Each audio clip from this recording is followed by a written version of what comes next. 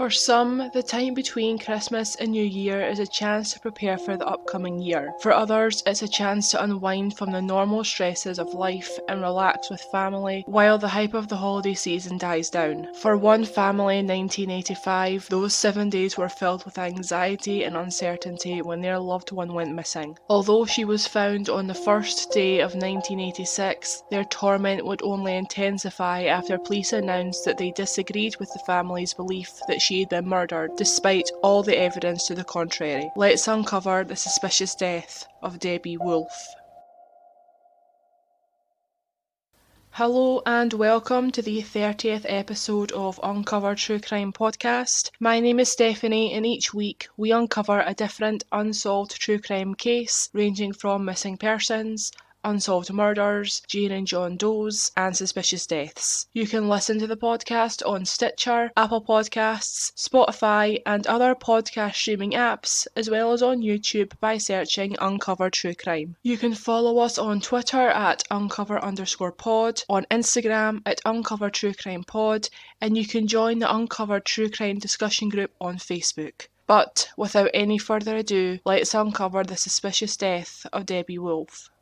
Deborah Ann Wolfe, most commonly known as Debbie, was born on the 19th of June 1957 to Jerry and Jenny Wolfe. She had 5 brothers, Pete, Jerry, Joseph, John, and John's twin brother who sadly died in infancy. Jerry and Jenny split up when their children were young, but would later go on to marry other people. Debbie and her siblings originally were born in Arkansas, although I believe they grew up in Louisiana, as that's where Debbie would later be laid to rest. At some point during her life, Debbie moved to a cabin on MacArthur Road around 4 miles from Fayetteville, North Carolina, where she lived with her 2 dogs, Morgan and Mason. Debbie was a newly qualified nurse who worked at the Veterans Administration Hospital around an hour's drive from her cabin. She agreed to work Christmas Day 1985, but not before spending some time with her family. They exchanged gifts and a few laughs, and by all accounts it appeared to be a normal Christmas day. Debbie completed her shift at the hospital, and as she was working early the next morning, her plans would have been to cater to her dogs and to head to bed. What actually occurred that night remains a mystery, as Debbie never arrived for her shift the next day and would never be seen alive again.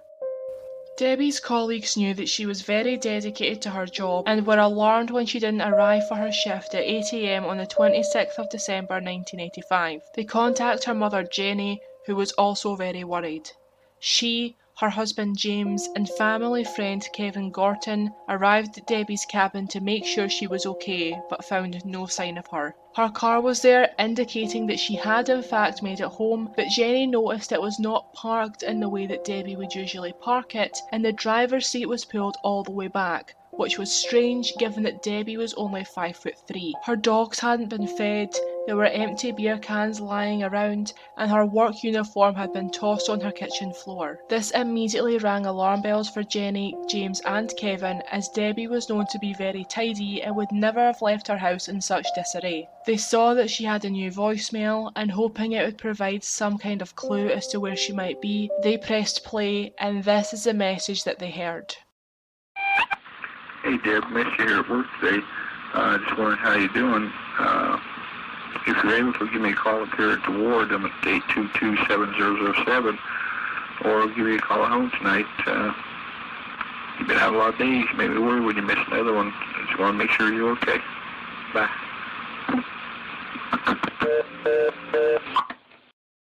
Alarm bells immediately started ringing for Jenny as she knew that Debbie hadn't missed as many days of work as the man had said. At this point, Debbie had only missed a few hours. Had the man harmed Debbie and left his message to cover his tracks? Jenny called the police, who told her she would have to wait 3 whole days before reporting her missing, as Debbie was a 28-year-old woman and could disappear if she wanted to. Jenny was not satisfied, adamant that something was wrong, and the police eventually agreed to search Debbie's home 5 days after she was last seen. They didn't find anything, although they did not search the pond located on Debbie's property, claiming that they had assumed Kevin had already looked there. I'm not sure why they thought this, but even if he had, Kevin is not a law enforcement officer and police should have looked in the pond again. On the 1st of January 1986, Kevin called his friend Gordon Childress and asked him for help to search the pond, and he immediately noticed footprints and drab marks that led them into the middle of the pond, which was only 5 foot deep. There,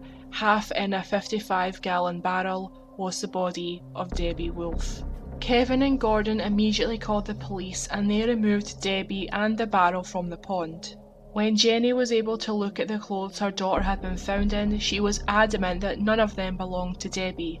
She was wearing brown corduroy trousers that were too big for her and also unzipped, a black Pittsburgh Steelers top, an army field jacket which was confirmed not to be hers, a 38C bra even though Debbie usually wore a 34B, and men's Nike shoes that were 3 sizes too big for her. Given the circumstances, police and Debbie's family were convinced that she'd met with foul play. A spokesman from the Cumberland County Sheriff's Office told the Wilson Daily Times, quote, "I'm reasonably positive it will be investigated as a murder, but we're awaiting the results of the autopsy," unquote. The autopsy was performed the day after she had died, and the medical examiner determined that Debbie had drowned, but listed the manner of death as undetermined, meaning they were unable to conclude if it was an accident or if Debbie had been murdered. Despite how her house was found, the clothes she was wearing, and the suspicious voicemail left on her answering machine, police concluded that Debbie had been playing with her dogs, slipped, and had fallen into the pond. There are so many problems with this conclusion, it's hard to know where to begin. Experts have claimed that the condition of Debbie's body does not align with the theory that she drowned accidentally. They claim that while drowning victims are often found with their eyes and mouth open and with their hands in a claw-like pose, Debbie's body didn't look like that at all, and she almost looked peaceful, just as if she was asleep, except for some abrasions on her knuckles, which could have been defensive wounds. Jenny and Jerry were also apparently able to give their daughter an open casket funeral, which shows how good condition her body was in when discovered. Bodies that had been in water for 7 days would not be in such good condition due to the bloating and slippage that occurs. Also, the pond that Debbie was found in was full of silt, which would have clung to Debbie if she'd been in the pond for a week. Not only was there no silt found on her body, but there wasn't even any found in the pockets of her clothing, which makes me wonder, had she been placed in the water closer to the time she was found? One thing that just doesn't make sense is how she would have slipped into the pond and ended up in a barrel. Surely someone would have had to have placed her body into the barrel, right? Not according to the Cumberland County Police Department, who claim that the barrel never even existed.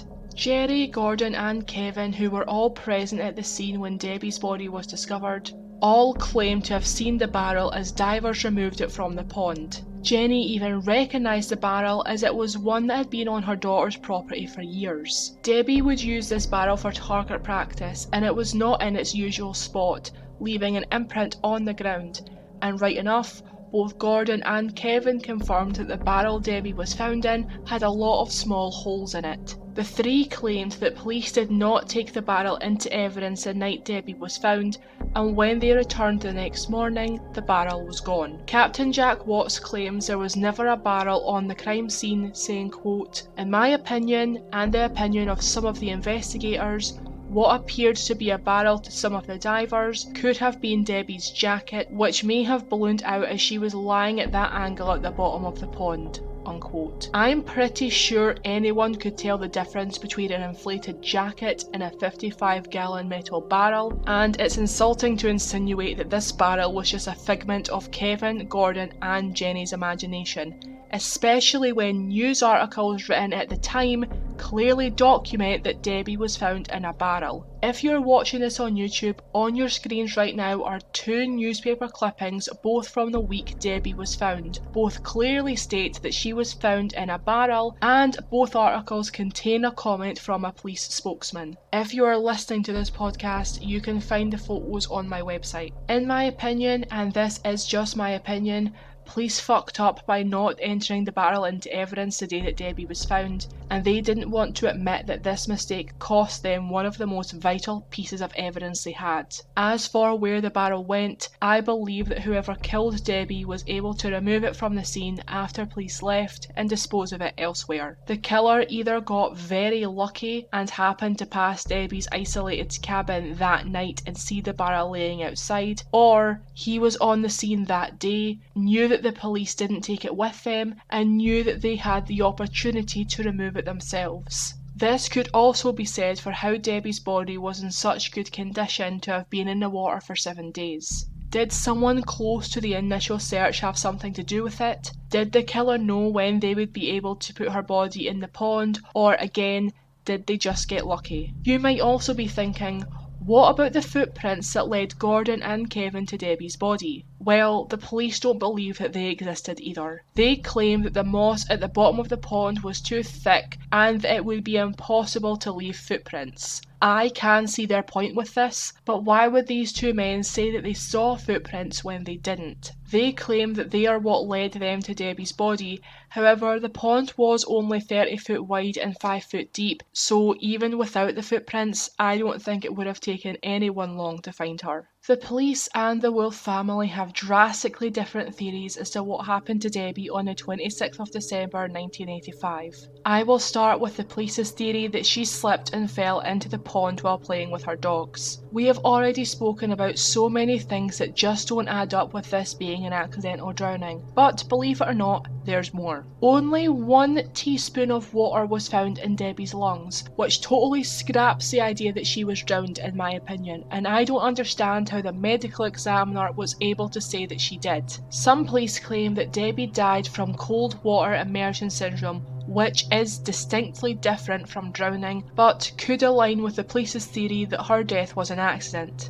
From what I was able to gather, cold water immersion syndrome is when your body goes into shock after it is suddenly immersed into cold water, and death happens very quickly afterwards. The person doesn't drown or experience hypothermia, instead their blood vessels constrict so much that it affects their respiratory syndrome and makes it hard for them to breathe. The body has to work extra hard to pump blood around the body and can't cope, therefore goes into cardiac arrest.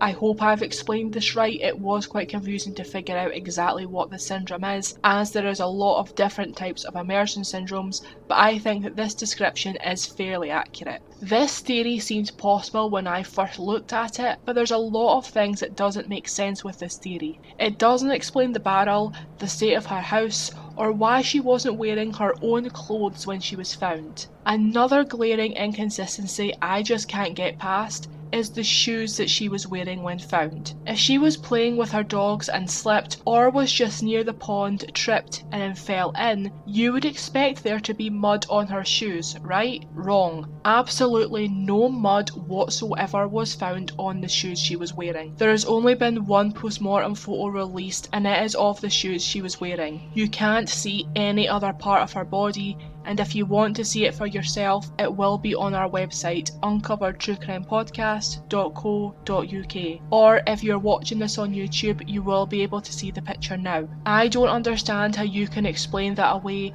and combined with everything else, I think it is obvious that Debbie was murdered. But by who? Well, Debbie's mother Jenny has an idea. She believes that Debbie was killed by a male volunteer from the Veterans Administration Hospital. This man had apparently asked Debbie out, but Debbie had said no. It was supposedly this same volunteer who left the voicemail on Debbie's answering machine, and after speaking to police, he refused to take a lie detector test and then left town. Dr. Maurice Godwin, former police detective turned forensic investigator, has taken on Debbie's case and does not agree with the police's conclusion that it was an accident. He claims to have access to her original case file and autopsy report, which apparently shows that semen was found on Debbie's body, but has since been lost by the police. Not only could this evidence prove that Debbie's murder was sexually motivated, but it is another detail that just doesn't align with her being in the water for 7 days. You'd have thought that any forensic evidence like that would be long gone after a week in the water. Even if police were able to find this DNA sample after 35 years, it's possible that the sample would be too degraded to match to any suspect. Regardless, Debbie deserves justice and a full and proper investigation into her murder. Jenny Edwards never stopped fighting for justice in her daughter's case and was able to convince the State Bureau of Investigation to take a second look, but sadly nothing came from this, and her death is still classified as an accidental drowning. Both of her parents died in 2002 and all but one of her siblings has also passed away. Debbie's case was profiled on Unsolved Mysteries back in 1990, and there are rumours that they will cover her case again since they have relaunched their show on Netflix. This has not been confirmed by the team at Unsolved Mysteries, however if they do cover it, I will make an update episode should there be any new information released. If you have any information related to Debbie Wolfe's murder, please contact the Cumberland County Police Department on 910-321-6592. All photos and sources related to this case can be found on our website, uncovertruecrimepodcast.co.uk. That's everything I have for you today. Thank you for listening till the very end. Please stay safe and have a good night.